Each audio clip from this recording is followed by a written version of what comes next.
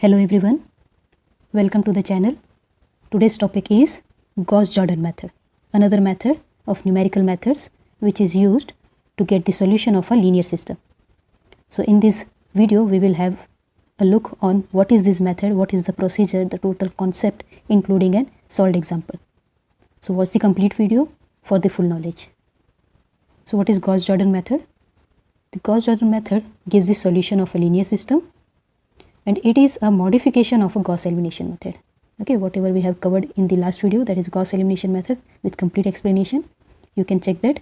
Now what is that modification in this method? We will have a look just now. Okay, so this method also gives the inverse of a given matrix. With the help of Gauss elimination method, we can get the values of the variables, that is x1, x2 up to xn. But with the help of this Gauss Jordan method, we can get the values of these variables as well as the inverse of any given matrix. So this is an advancement over the Gauss elimination method. Okay. Now here the coefficient matrix is reduced into a diagonal matrix. Right. This produces the results without back substitution. This is the actual modification of this method. What is that? In Gauss elimination method, we used to get the solution of the given variable by converting the given matrix into an upper triangular formation. Okay, so here in the Gauss Jordan method, what we are going to do, we are not going for this upper triangular formation, because in Gauss elimination method what we have to do, we have to go for the two-step procedure. Okay, what is the two-step procedure? First is the elimination procedure and second one is the back substitution procedure. Okay, so because of this we get a lengthy solution, and to reduce that, here the back substitution procedure has been removed and only we have to work with the elimination process. So it is a single step procedure. Okay, so how we are going to do it? We have in Gauss elimination method, we have to convert it into an upper triangular format and then we will go for the back substitution. So now there is a change that in Gauss Jordan method, we are going to convert the given matrix into a diagonal matrix. That means there will be only the diagonal elements present and the rest all element will become 0. As shown in this given matrix. Okay, and that too we are going to convert this into a unity, that means unit of magnitude, right? So this is the Gauss Jordan method. Once you will convert this into this format, that is with the elimination procedure, after that directly we can get the values of these variables by this equation. Okay, because you can see there is only one element in each row and that represents the variable in that row. So directly we can say that x1 value in the first row is equals to d1. Similarly x2 from the second row, that is equals to d2. Similarly xn from the last row, that is equals to dn. Okay, so in a single line we can get the values. There is no need of back substitution. Okay, so this is the solution or procedure of the Gauss Jordan method, right? So let's have a look, a complete understanding with the help of an example. Suppose this is the problem that we have to get the solution of this given system. The system has 3 variables x, y, z. Okay, it is representing a 3x3 system. Now we have to get the solution by the Gauss Jordan method. That means what? We have to get the values of x, y and z. Okay, so how we will do that? First of all, we will convert this equation into an augmented matrix format, which will consist all these elements, right? And after that we will go for the conversion of a diagonal matrix. So this is the solution. This is my given system. Okay, and we have converted that given system into an augmented matrix. What do you mean by augmented matrix?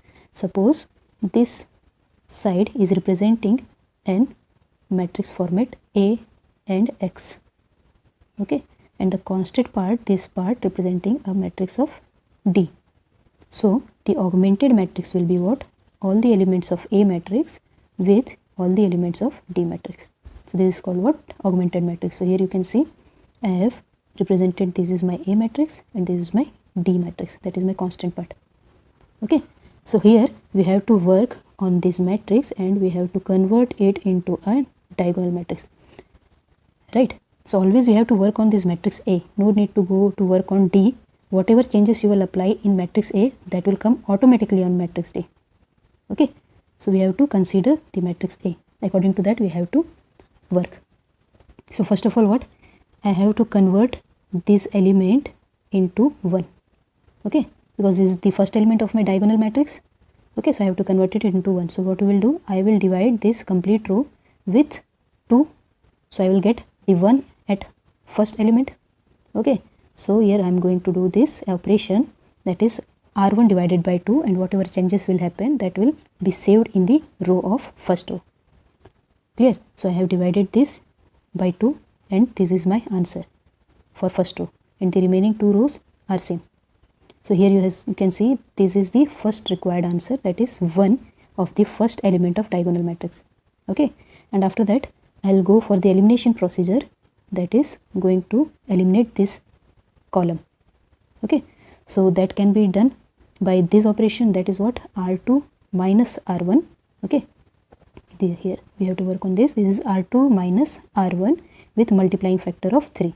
So this is my equation. Okay, so R2 minus 3 R1, and that's changes I am going to save in the row 2. So here we have done the same thing and I got this kind of result. Similarly, in the third row we have to eliminate this portion. So what will I do? I will subtract R3 and minus R1. So I will get what? 0 at this position. Okay, so I have done what? R3 minus R1, and that changes has been saved in the row number 3. So here you can see my first column has been set into the required format. Right? Now I will work on this element. I have to make it as 1 because this is the second element of my diagonal matrix. So if I have to make this as 1, then what will I do? I will divide this row with 0.5. Okay, so when we will do this, see R2 divided by 0.5, so we will get this as the answer in row number 2. Okay, so here now we have got this much of required format. After that I'll go for the elimination of this element. How will I do? I'll use the row number 3 and row number 2. So I'll do what? R3 minus R2 with the factor of 3.5, right? So I have done the similar thing here, and the changes has been saved in row number 3. So this is my answer, and see, this is my required format. We have reached up to this much part. Now next I have to make changes in this portion. Okay, and I will do what? I will divide it by minus 2 so that I can get the value of 1 there. So this is the changes, R3 divided by minus 2. So this is the required format, right? So we got this as the answer. Now we have to work on this. We have to eliminate this complete portion, right? So first I will go to with this portion. So I will use what? R1 and R2 here. So I will do R1 minus 0.5 times R2 like this. So what will be the result? The result is this element will become 0. Okay, and in next step we are going to eliminate this portion. So for that, what will be the operation? That is R1 plus R3. Okay, for this if you will add this minus 1 with 1, we will get the 0 value. And what will the second value? The second value will be R2 minus 3 times R3. Okay, R2 minus 3 times R3. So we will get the final result like this, where we can see that this is the required format, that we have converted the given matrix into a diagonal matrix with unit magnitude. Okay, and the similar changes has been done in this matrix, column matrix. So now I can directly write the value of x, y and z. What is that? The x will be what? 7, y will be what? Minus 9, and z will be what? 5. So this is the answer. In a single step we can write the answer. Okay, x is 7, y is minus 9, z is 5. So this is the procedure of Gauss Jordan method used to get the values of x, y and z. Okay, so in next video we will see that how to convert the given matrix into its inverse. Okay, so thanks for watching.